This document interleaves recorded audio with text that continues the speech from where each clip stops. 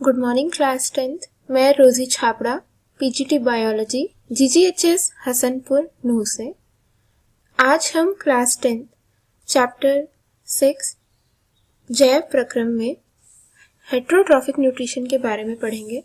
इससे पहले हम जानते हैं कि पोषण क्या है। वह जैव प्रक्रम जिसके द्वारा जीव अपना भोजन ग्रहण करते हैं तथा उसका उपयोग करते हैं ऊर्जा प्राप्त करने में, पोषण कहलाता है। पोषण के दो प्रकार हैं, स्वपोषण ऑटोट्रॉफिक न्यूट्रिशन। पोषण की वह विधि है जिसमें जीव अपना भोजन स्वयं बनाते हैं, स्वपोषण कहलाती है। उदाहरण पादप। पादप अपना भोजन सरल अकार्बनिक पदार्थ कार्बन डाइऑक्साइड तथा जल से सूर्य के प्रकाश तथा क्लोरोफिल की उपस्थिति में बनाते हैं और इस प्रक्रम को प्रकाश संश्लेषण कहते हैं। पोषण का दूसरा प्रकार है विषम पोषण यानी कि हेटरोट्रॉफिक न्यूट्रिशन। कुछ जीव अपना भोजन स्वयं नहीं बना सकते, वे अपना भोजन दूसरे जीवों से प्राप्त करते हैं। इस प्रकार की पोषण विधि जिसमें जीव अपना भोजन प्राप्त करने के लिए दूसरे जीवों पर प्रत्यक्ष या परोक्ष रूप से आश्रित होते हैं, विषम पोषण कहलाता है। हमने अपने आसपास कई प्रकार के जीव देखे हैं, क्योंकि देखिए पेड़ पौधों को छोड़कर सभी जीव जो है वो अपने भोजन के लिए दूसरे जीवों पर आश्रित होते हैं, इसलिए उन सभी में विषम पोषण पाया जाता है। पर विषम पोषण भी कई प्रकार का है, जैसे हमने कई जीव देखे हैं, जैसे जुएं हैं, अमरबेल, लीच, ये अपने दूसरे जीव से उसका पाचित अवशोषित मतलब उसका डाइजेस्टेड फूड जो है उसके ब्लड में से ड्रॉ कर लेते हैं। तो इस प्रकार की पोषण विधि जिसमें जीव दूसरे जीव से अपना पोषण प्राप्त कर रहा है तथा वो उसके ऊपर रहकर, उसके शरीर के बाहर रहकर या उसके शरीर के अंदर रहकर इन टर्म उसे मारता नहीं है पर लॉन्ग टर्म के लिए उसे नुकसान पहुंचा देता है। इस प्रकार की पोषण विधि को परजीवी पोषण कहते हैं। Parasitic nutrition is a type of nutrition in which the organism lives on or inside the body of their host and derive their nutrition from them. Such organisms which draw nutrition from other organisms, in turn causing harm to them, are called parasites. तो ऐसे जीवों को कहते हैं parasites या परजीवी, और जिन organisms से ये अपना न्यूट्रिशन ड्रॉ करते हैं उन्हें कहते हैं होस्ट या परपोषी। जैसे उदाहरण हमने देखे, जूं है, जौक, अमरबेल। वहीं सेकेंड टाइप में कुछ ऐसे जीव आते हैं जो कि अपना न्यूट्रिशन, अपना पोषण जो है मृत जीवों से या मृत जीवों के शरीरों से, जैसे सड़ी गली पत्तियां हो गई या छोटे ऑर्गेनिजम्स की डेड बॉडी हो गई, उनसे ड्रॉ करते हैं, या सड़ा गला खाना, उनसे अपना न्यूट्रिशन ड्रॉ करते हैं। जैसे कि मशरूम्स हैं, ब्रेड पर उगने वाला फफूंदी है, राइजोपस, या यीस्ट है। ये ऑर्गेनिजम्स को हम कहते हैं, इन ऑर्गेनिजम्स को सेप्रोफाइट्स कहा जाता है, यानी कि मृत जीवी। कुछ जीव अपना भोजन मृत जीवों से प्राप्त करते हैं। इस प्रकार का पोषण विधि को मृत जीवी पोषण कहते हैं। Organisms which derive their nutrition from dead and decaying organisms are called saprophytes. This type of nutrition is called saprophytic nutrition. They secrete digestive enzymes on decaying matter which converts it into simple substances which is then absorbed by saprophytes. तो saprophytes जो है वो dead and decaying matter से अपना nutrition obtain करते हैं, वो अपना पोषण सड़े गले पदार्थों से प्राप्त करते हैं और उस प्रक्रम में वो क्या करते हैं, अपनी डाइजेस्टिव एंजाइम्स बनाते हैं, पाचक रस बनाते हैं। उस पाचक रस को उस सड़े गले मृत पदार्थ के ऊपर डाल देते हैं। वो पाचक रस उन्हें सरल पदार्थों में बदल देता है, उन सरल पदार्थों को मृत जीवी अवशोषित कर लेते हैं। तो यहाँ पे एक टर्म आई डाइजेस्टिव एंजाइम्स। डाइजेस्टिव एंजाइम्स क्या होते हैं? एंजाइम्स प्रोटीन पदार्थ हैं जो बिना परिवर्तित हुए उपापचय क्रियाओं को उत्प्रेरित करने में सक्षम होते हैं। उपापचय क्रियाएं जो मेटाबॉलिक रिएक्शंस हैं, हमारी बॉडी के अंदर जो केमिकल रिएक्शंस हो रहे हैं, जिनमें नए सब्सटेंसेस बन रहे हैं या सब्सटेंसेस का ब्रेक डाउन हो रहा है, मतलब उनसे उन्हें सिंपल फॉर्म में कन्वर्ट किया जा रहा है, वो सब उपापचयी क्रियाओं में आते हैं। तो एंजाइम क्या है? प्रोटीन पदार्थ है जो इन क्रियाओं की गति को तेज कर देती है, पर उसके अपने अंदर कोई परिवर्तन नहीं आता। Enzymes are protein molecules which accelerate chemical reaction in cells. जो मृत जीवी हैं वो भोजन का पाचन अपने शरीर के बाहर ही कर रहे हैं। The digestion of food occurs outside the body. अभी तक हमने विषम पोषण के 2 प्रकार पढ़े। पहला था परजीवी पोषण, जिसमें वो परपोषी से उसका पोषण ले रहे थे, राइट। दूसरा है मृतजीवी पोषण। इसमें जीव क्या कर रहा है? सड़े गले पदार्थों से अपना पोषण प्राप्त कर रहा है। तीसरी पोषण विधि में क्या होता है कि ऑर्गेनिज्म जो है वो अपना भोजन जटिल रूप में ही अपने शरीर के अंदर अवशोषित कर लेता है और उसका पाचन अपने शरीर के अंदर करता है। यहाँ पे हम देख सकते हैं अमीबा है, ये एक कोशिकीय जीव है। ये अपनी इसकी प्लेज्मा झिल्ली बहुत लचीली होती है, तो ये अपने आकार को परिवर्तित कर सकता है। तो चलने के लिए ये प्रयोग करता है स्यूडोपोडिया का, जिन्हें कूटपाद भी कहते हैं। ये कूटपाद इसे गति करने में भी सहायता करते हैं, इसके साथ साथ अपना भोजन ग्रहण करने में भी। जहाँ कहीं भी इसे भोजन का आभास होता है, ये अपने स्यूडोपोडिया उस डायरेक्शन में लेके जाता है और भोजन को, यानी कि खाद्य कण को घेर लेता है, एनगल्फ कर लेता है, कवर करके, और फिर उसे अपने शरीर के अंदर ले लेता है। वो भोजन खाद्य धानी में डाला जाता है। खाद्य धानी यानी कि फूड वेसाइकल जो है, उसके अंदर डाइजेस्टिव एंजाइम्स होते हैं।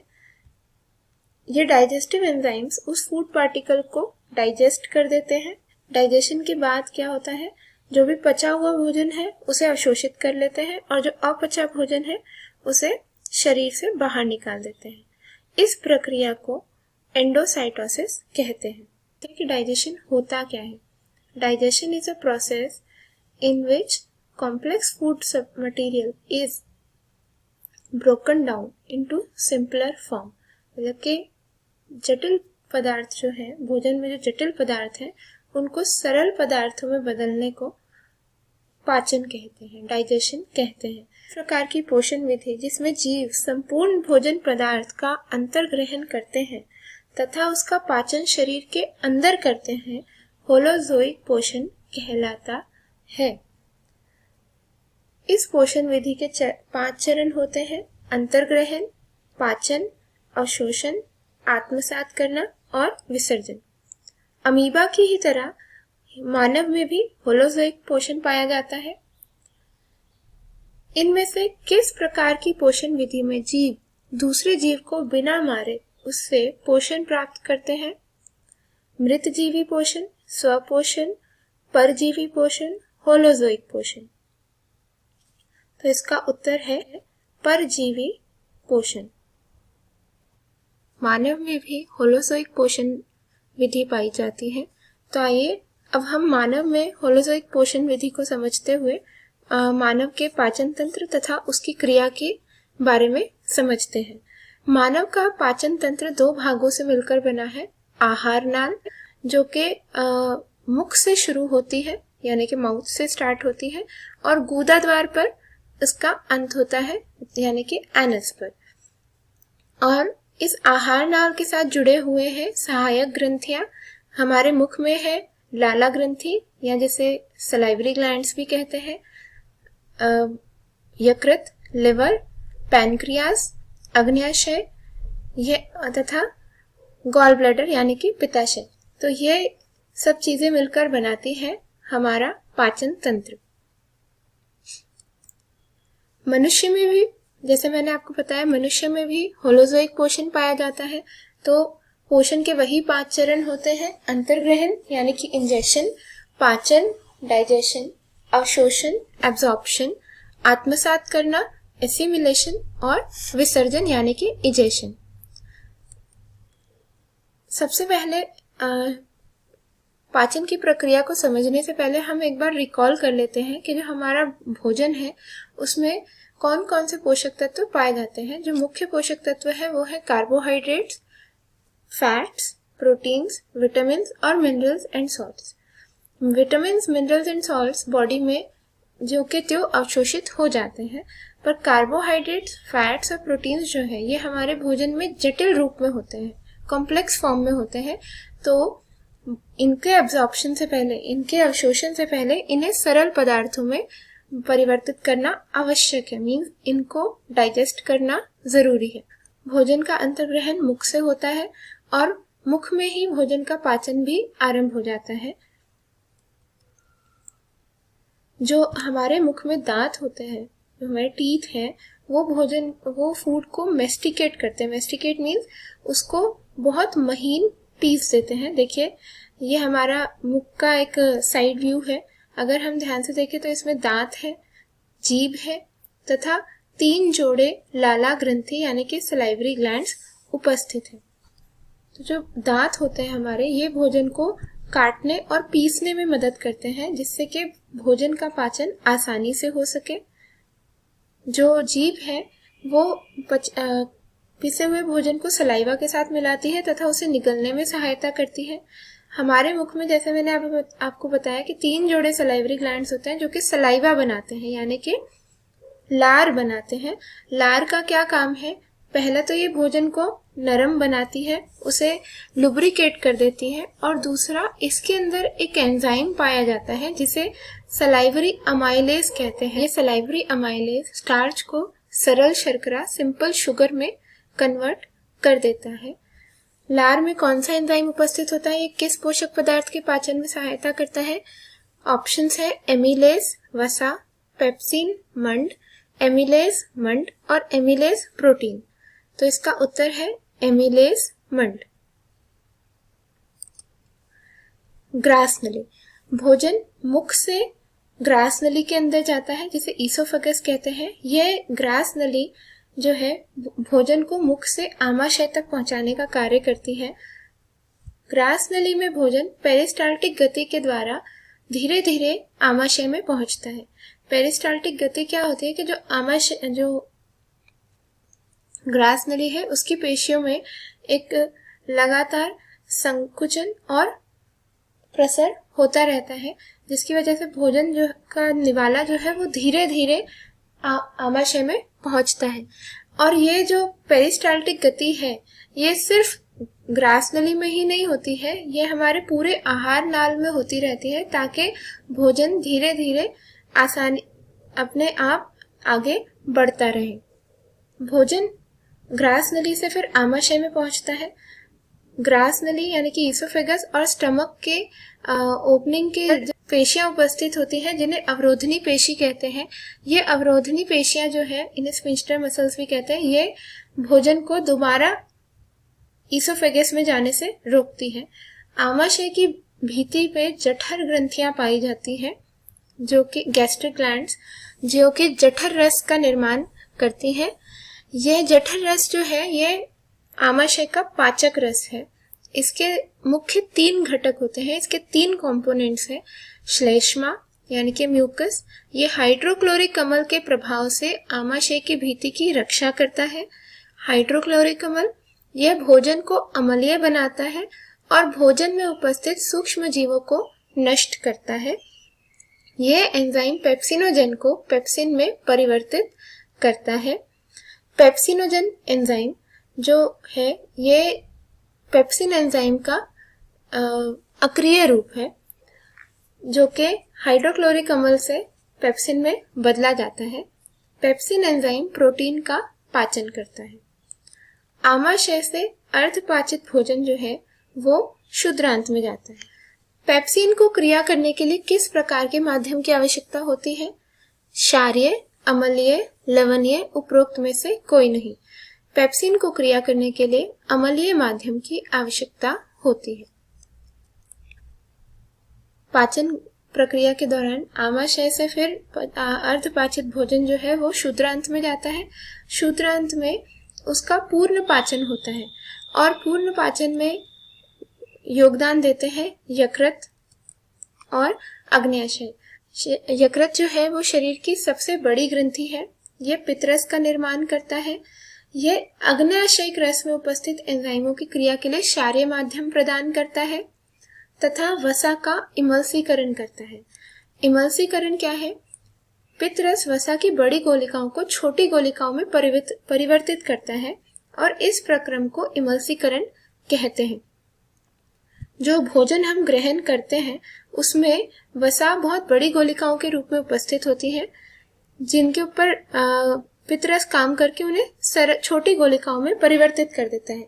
तो इससे क्या होता है, उन छोटी गोलिकाओं में परिवर्तन के कारण उनका सरफेस एरिया बढ़ जाता है, जिससे कि पाचक एंजाइम उन पर आसानी से क्रिया कर पाता है। तो इस प्रक्रम को कहते हैं इमल्सीकरण या इमल्सिफिकेशन। पित्तरस किस अंग द्वारा स्रावित होता है? आमाशय, अग्न्याशय, यकृत, शूद्रांत। इसका उत्तर है यकृत। अग्न्याशय यह भी एक सहायक ग्रंथि है जो कि पाचन रस बनाती है और भोजन के पूर्ण पाचन में सहायता करती है।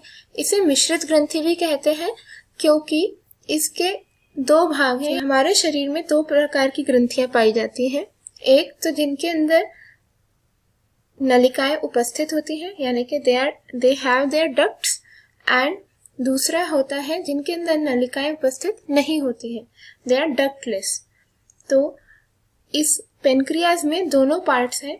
इसका जो डाइजेस्टिव जूस है, जो पाचन रस है, वो नलिका द्वारा शूद्रांत में जाता है और पेनक्रियाज एक हार्मोन बनाता है इंसुलिन, वो बिना डक्ट्स के, मतलब वो डायरेक्टली ब्लड में ही डाल दिया जाता है। तो इस वजह से इसे मिक्स्ड ग्लैंड या मिश्रित ग्रंथि कहते हैं, क्योंकि ये दोनों काम कर रही है, डक्ट ग्लैंड का भी और डक्टलेस ग्लैंड का भी। अग्न्याशयिक रस के जो मुख्य एंजाइम है जो पाचन में सहायता करते हैं वो है ट्रिप्सिन। ट्रिप्सिन प्रोटीन का पाचन करता है। लाइपेज जो है वो इमल्सीकृत वसा का पाचन करने में सहायता करता है। तो जैसे अभी हमने देखा कि दोनों सहायक ग्रंथियां जो है यकृत और पेनक्रियास, अग्न्याशय, अपने पाचक रस शूद्रांत में डाल देती है। शूद्रांत में भोजन का पूर्ण पाचन होता है, पर यह सबसे लंबा भाग है हमारे आहार नाल का। शूद्रांत की लंबाई विभिन्न जीवों में भिन्न होती है, जो कि उनके द्वारा ग्रहण किए जाने वाले भोजन पर निर्भर करती है। घास खाने वाले शाकाहारी जीवों में सेल्यूलोज पचाने के लिए लंबी शूद्रांत की आवश्यकता होती है, और उसी के उल्टा जो मांस खाने वाले जीव हैं, क्योंकि मांस को पचाना आसान है, इसीलिए उनकी शूद्रांत जो है वो, मतलब मांसाहारी जीवों की शूद्रांत जो है वो शाकाहारी जीवों की अपेक्षा छोटी होती है। तो जो भोजन का पूर्ण पाचन है वो शूद्रांत में हो रहा है और उसमें उसे हेल्प कर रहे हैं पित्तरस, अग्न्याशयिक रस और आंत्र रस। है शूद्रांत है, उसकी भीति में भी ग्रंथियां होती हैं जो कि आंत्र रस का स्रावन करती हैं। भोजन का जब पूर्ण पाचन हो जाता है तो उसके बाद प्रोटीन अमीनो एसिड्स में बदल जाता है, कार्बोहाइड्रेट ग्लूकोज में और वसा अम्ल में। शूद्रांत में पूर्ण पाचित भोजन का अवशोषण होता है। इसकी भीति में उंगली जैसे प्रवर्ध होते हैं जिन्हें दीर्घरोम कहते हैं। यह दीर्घरोम जो है यह शूद्रांत का सतही क्षेत्रफल बढ़ा देते हैं, जिससे अवशोषण के लिए भी सतही क्षेत्रफल अत्यधिक बढ़ जाता है, बहुत ज्यादा बढ़ जाता है। जैसे आप यहाँ पे शूद्रांत के ट्रांसफर सेक्शन में देख सकते हैं कि उंगली जैसे प्रवर्ध निकले हुए हैं, इन्हें दीर्घरोम कहते हैं या विलाई बोलते हैं। ये विलाई जो है उंगली जैसी संरचनाएं होती हैं और इनके अंदर बहुत अधिक मात्रा में रक्त का प्रवाह या ब्लड सप्लाई होती है। Villi are finger-like structures present on the inner lining of small intestine. These increase the surface area which is helpful in absorption of digested food. इसके बाद अपचा भोजन, या आप कह लीजिए जो अवशिष्ट बच गया है, जिसमें से अब कुछ भी एब्जॉर्प्शन नहीं होना, डाइजेशन नहीं होना, वह आगे बढ़ जाता है बृहदान्त्र में, लार्ज इंटेस्टाइन में, जहां से उसमें से जल का अवशोषण हो जाता है। तो हमारी बृहदान्त्र में जो जल है हमारे भोजन में, उसका अवशोषण कर लिया जाता है। उसके बाद जो अपशिष्ट बच जाता है, वेस्ट बच जाता है, वह शरीर से गुदा द्वार द्वारा निकाल दिया जाता है। Rest of the undigested food is egested out of the body in the form of faeces. पचे हुए भोजन का अवशोषण पाचन तंत्र के किस भाग में होता है? ऑप्शंस आमाशय, क्षुद्रांत, बृहदान्त्र, ग्रासनली। इसका उत्तर है क्षुद्रांत। किस ग्रंथि को मिश्रित ग्रंथि कहा जाता है? ऑप्शंस यकृत, अग्न्याशय, लाला ग्रंथि, पित्ताशय। उत्तर अग्न्याशय। दंत शरण। देखिए, डाइजेस्टिव सिस्टम का एक बहुत इंपॉर्टेंट पार्ट है दांत। जो हमारे टीथ है, ये हमारे बॉडी का, डाइजेस्टिव सिस्टम का एक इम्पॉर्टेंट पार्ट है, क्योंकि ये हमारे भोजन को, डाइजेशन प्रोसेस स्टार्ट करने से पहले ये हमारे भोजन को बिल्कुल महीन पीस देते हैं, ताकि एंजाइम्स उन पे आसानी से क्रिया कर सकें। तो इनका ध्यान रखना भी हमारे लिए बहुत जरूरी है। दांतों में फंसे खाने के साथ जीवाणु प्लाक का निर्माण करते हैं। ये जीवाणु भोजन पर क्रिया करके अम्ल बनाते हैं, जिससे धीरे धीरे इनेमल की परत खराब होने लगती है। अगर ये प्रक्रिया चलती रहे तो दांत सड़ जाते हैं। तो जैसे मैंने आपको बताया कि ये बहुत इंपॉर्टेंट रोल प्ले करते हैं, तो हमें इनका ध्यान भी रखना चाहिए। नियमित रूप से ब्रश रखें और अपने मुंह को भी नियमित रूप से साफ रखें। इससे हम दंत शरण से दांतों के सड़न को रोक सकते हैं। Some important questions. प्रश्न नंबर 1, एंजाइम क्या होते हैं? इनका पाचन क्रिया में क्या योगदान होता है? एंजाइम प्रोटीन पदार्थ हैं जो बिना परिवर्तित हुए उपापचय क्रियाओं को उत्प्रेरित करने में सक्षम होते हैं। Enzymes are protein molecules which accelerate chemical reactions in cells. प्रश्न नंबर 2, अमीबा अपना भोजन किस प्रक्रम द्वारा प्राप्त करता है? उत्तर अमीबा अपना भोजन एंडोसाइटोसिस द्वारा प्राप्त करता है। प्रश्न नंबर 3, कवक में किस प्रकार की पोषण विधि पाई जाती है? उत्तर कवक में मृतजीवी पोषण पाया जाता है। प्रश्न नंबर 4, लार का निर्माण किस ग्रंथि में होता है? लार का निर्माण लाला ग्रंथि यानी कि सलाइवरी ग्लैंड्स में होता है। लार भोजन के पाचन में किस प्रकार सहायक होती है? लार भोजन में उपस्थित मंड को सरल शर्करा में बदल देती है। लार में एक एंजाइम होता है जिसे सलाइवरी अमाइलेज कहते हैं, जो कि मंड को सरल शर्करा में परिवर्तित कर देता है। प्रश्न नंबर 5, आमाशय में किस पाचक रस का निर्माण होता है?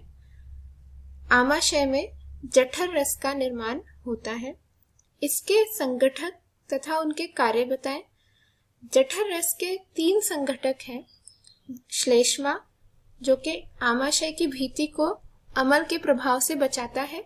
हाइड्रोक्लोरिक अम्ल, जो कि भोजन का माध्यम को अम्लीय कर देता है। पेप्सिनोजेन को पेप्सिन में परिवर्तित करता है तथा भोजन में उपस्थित सूक्ष्म जीवों को मार देता है, नष्ट कर देता है। पेप्सिन एंजाइम भोजन में उपस्थित प्रोटीन का पाचन करता है। प्रश्न नंबर 6, पित्तरस वसा को पाचन में किस प्रकार सहायक होता है? पित्तरस यानी कि बाइल जूस जो है, वो वसा की बड़ी गोलिकाओं को छोटी गोलिकाओं में परिवर्तित कर देता है, जिससे उनका सतही क्षेत्रफल बढ़ जाता है और एंजाइम उन पर आसानी से क्रिया कर पाते हैं। इस प्रक्रम को या इस क्रिया को इमल्सिफिकेशन या इमल्सीकरण कहते हैं। प्रश्न नंबर 7, भोजन का पूर्ण पाचन पाचन तंत्र के किस भाग में होता है? उत्तर भोजन का पूर्ण पाचन क्षुद्रांत में होता है। प्रश्न नंबर 8, दीर्घरोम पाचन तंत्र के किस भाग में पाए जाते हैं? यह अवशोषण में सहायक कैसे है? दीर्घरोम क्षुद्रांत की आंतरिक भित्ति पर उंगली जैसे प्रवर्ध होते हैं। यह अवशोषण के लिए सतही क्षेत्रफल को बढ़ा देते हैं। प्रश्न नंबर 9, शाकाहारी जीवों की क्षुद्रांत मांसाहारी जीवों की क्षुद्रांत की अपेक्षा लंबी क्यों होती है? उत्तर शाकाहारी जीवों में सेल्यूलोज पचाने के लिए लंबी क्षुद्रांत की आवश्यकता होती है, क्योंकि सेल्यूलोज का पाचन मुश्किल होता है और मांस पचाना आसान होता है। इसीलिए मांसाहारियों की जो सूत्रांत है वो शाकाहारी जीवों की सूत्रांत की अपेक्षा छोटी होती है, छोटी होती है, या आप ये कह सकते हैं कि शाकाहारी जीवों की सूत्रांत मांसाहारी जीवों की सूत्रांत की अपेक्षा लंबी होती है। तो आज का ये सेशन यहीं समाप्त होता है। धन्यवाद। Thank you.